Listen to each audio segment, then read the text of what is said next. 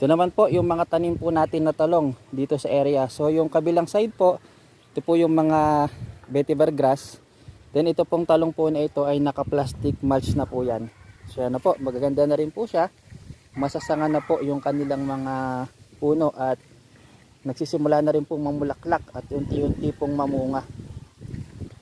So yan po yung ating mga talong dito po sa farm. So magagawa po tayo ng mga mas maayos na video. Ituturo po namin sa inyo yung mga ginagawa po nating program dito po sa pag-aalaga po ng talong. So yan po, ang ganda pa po yan sa may lambak sa baba. Yan. Puro talungan po yan mga kapromdi. Yan.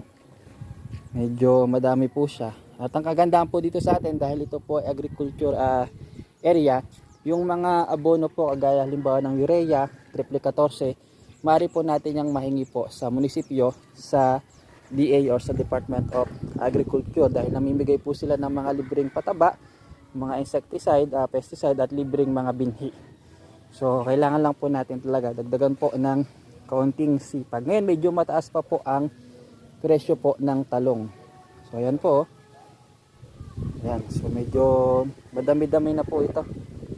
Nasa 300 puno po ito halos lahat. So mayroon na naman po tayong kahit pa paano po ay source. Kailangan lang talaga ay ano po, sipag at tiyaga.